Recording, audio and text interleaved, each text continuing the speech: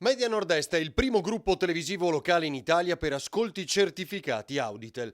A marzo il network, guidato dall'ingegnere Filippo Iannacopoulos, che ha nella sua galassia le emittenti venete Antena 3, Rete Veneta e Telenord-Est, oltre a Tele 4 in Friuli Venezia Giulia, ha consolidato la propria leadership a Nord-Est registrando la miglior performance nel panorama nazionale dell'emittenza locale. Con un ascolto medio record e contatti giornalieri che hanno sfiorato il 1,5 milioni di telespettatori, il gruppo Media Nord-Est, nato nel 2017, è ora ufficialmente il primo in Italia.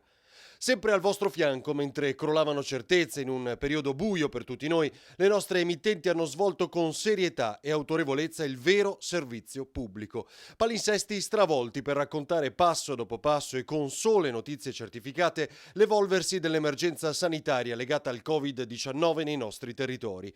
Interviste, approfondimenti, confronti, opinioni, sempre in diretta, sempre in edizione straordinaria, anche per combattere il diffondersi dell'epidemia da fake news.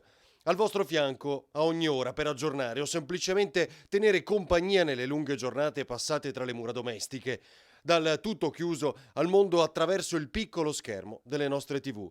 Ecco perché abbiamo trasmesso in diretta le messe di Papa Francesco, le funzioni celebrate dal Patriarca Moraglia, dei vescovi del nostro territorio e la preghiera dal Santo di Padova. Abbiamo pensato a tutto, stravolgendo i palinsesti, per dare ancora più voce ai nostri telespettatori, garantito compagnia e un sostegno con la ginnastica da fare in salotto, la TV dei piccoli e le ricette. Anche noi siamo donne e uomini, madri e padri. Ci possiamo ammalare e far prendere dall'ansia, volti ed espressioni nascoste dalle mascherine, ma non potevamo mollare. Non abbiamo guardato ai disagi personali, alla fatica, al bilancio, ai profitti in un momento in cui i contratti crollano per la crisi di artigiani e imprese perfino nel ricco nord-est. In questo periodo abbiamo tutti messo al centro del nostro operato i soli telespettatori. È per loro che il lavoro ha acquisito un senso profondo in questo periodo buio, è diventato vicinanza, ascolto, condivisione, forse ha perfino salvato vite umane. Coscienti dell'importanza del nostro ruolo e da oggi con un carico maggiore per essere i primi in Italia, non tradiremo mai il patto con chi ha scelto di vivere con noi.